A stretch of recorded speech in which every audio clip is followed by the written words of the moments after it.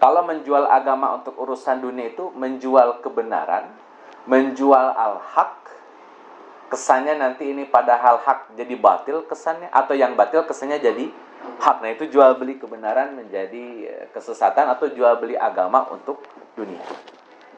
Orang akan berpikir lebih baik cari aman, lebih baik cari selamat daripada mempertahankan nilai-nilai agama. Akan ada masa itu.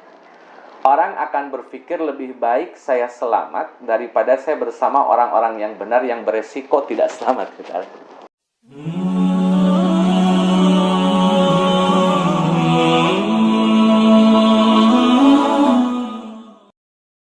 Hadirin khatiman rahimakumullah. Hari ini kita sedikit ngomongin tentang fitnah. Dalam Al-Quran ada beberapa redaksi tentang fitnah. Misal al-fitnatu asyaddu minal qatli, atau wattaqu fitnatan la tusibannal ladzina zalamu minkum khassah, atau dalam bentuk fi'il wa hum la yuftanun. Jadi banyak redaksi dalam Al-Quran yang secara definitif menyebutkan tentang fitnah. Yang jadi pertanyaan adalah apa makna fitnah gitu. Secara umum makna fitnah ya tergantung pada masing-masing ayat. Misalkan dalam surat Al-Anfal ayat 25, wattaqu fitnatal la tusibannal ladzina zalamu minkum khassah. Makna fitnah di sini artinya azab atau siksaan. Artinya itu takutlah kalian terhadap azab, yang azab itu tidak hanya menimpa orang zalim saja di antara kalian. Yang zalim mungkin orang lain, tapi kita bisa kena imbas gara-gara kezaliman orang lain. Kalau berada di tempat tersebut, berada di lingkungan tersebut. Yang zalim sih orang lain, tapi kita kena imbas. Nah, fitnah di situ bermakna azab. Ada juga di Al-Baqarah ya, al-fitnatu asyaddu minal qatli. Fitnah di situ bermakna kemusyrikan.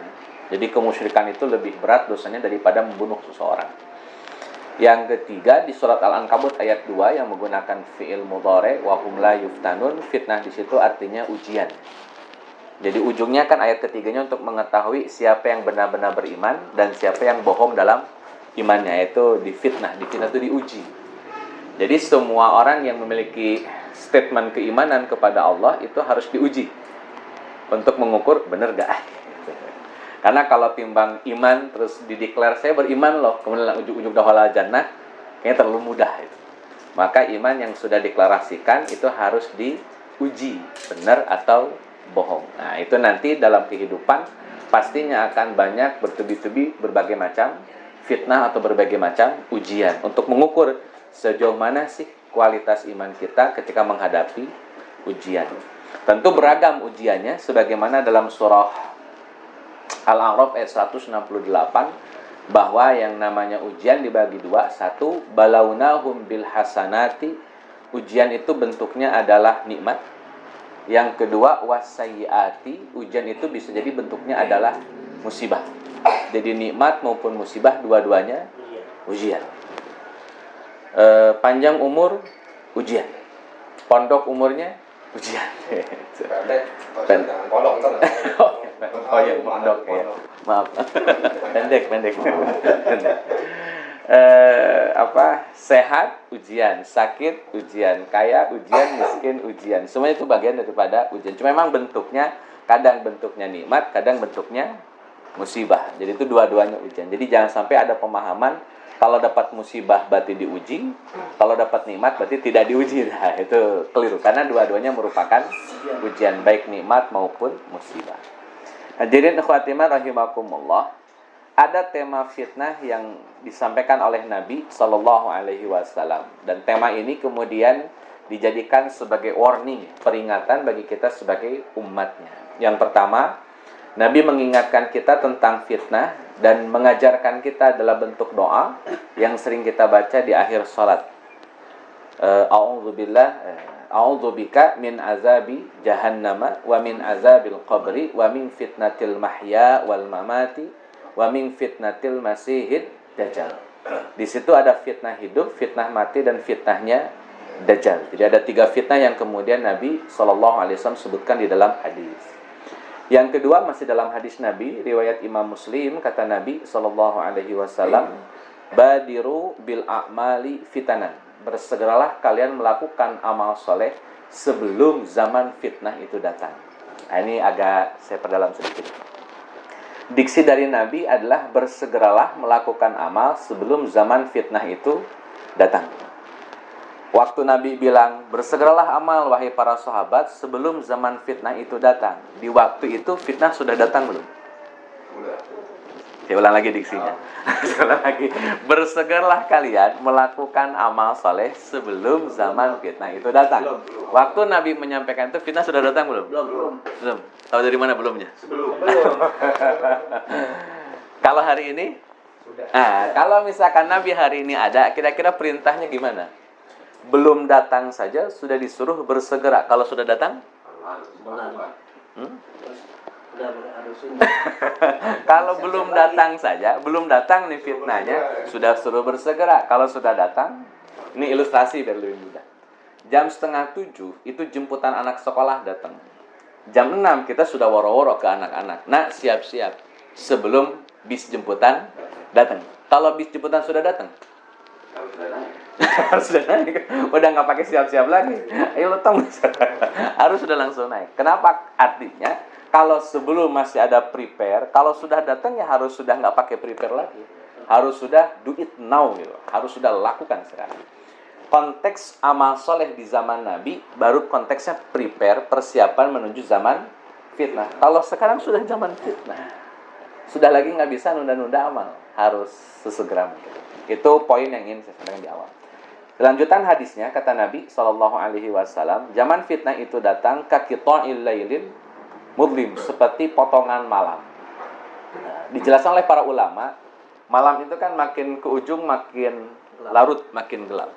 Berarti kesimpulannya fitnah itu makin ke ujung makin berat. Jadi tabiat fitnah itu makin berat. Kalau kita punya pemahaman, Mbak, mungkin nanti lebih baik, itu nggak bisa. Nggak ada ceritanya mungkin nanti lebih baik. Fitnah itu mungkin nanti akan lebih buruk. Itu kaidahnya dalam hadis Nabi Shallallahu Alaihi Wasallam. Sampai dijelaskan dalam hadis yang lain, ada kuburan di zaman fitnah. Terus ada laki-laki lewat dan dia ngomong ke yang dikubur, walaupun tentunya nggak dengar itu. Kata orang ini, alangkah baiknya jika aku mati sepertimu. Itu saking beratnya zaman fitnah waktu itu. Sampai orang berpikir mendingan mati daripada hidup. Nah, itu seberat itu kemudian ujian fitnah dirasakan.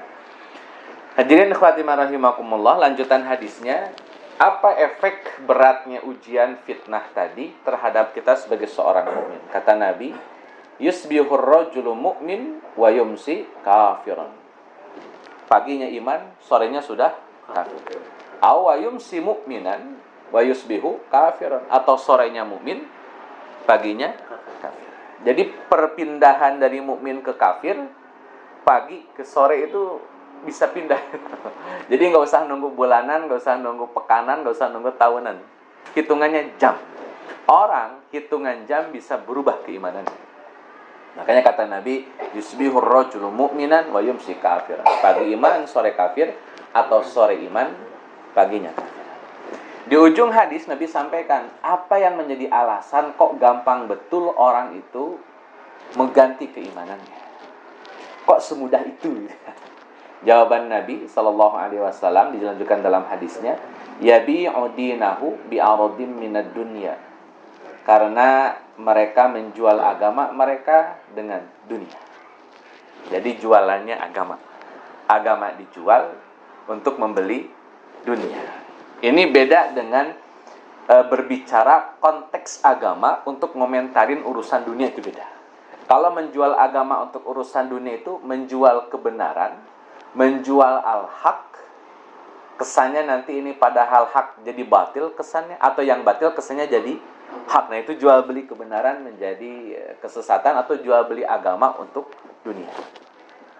Orang akan berpikir lebih baik cari aman, lebih baik cari selamat daripada mempertahankan nilai-nilai agama. Akan ada masa itu.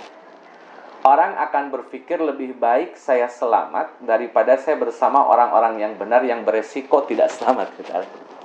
Dan itu saya rasa kondisinya sudah mepet-mepet Ada di tengah-tengah kita. Itu hadis Nabi Shallallahu Alaihi Wasallam.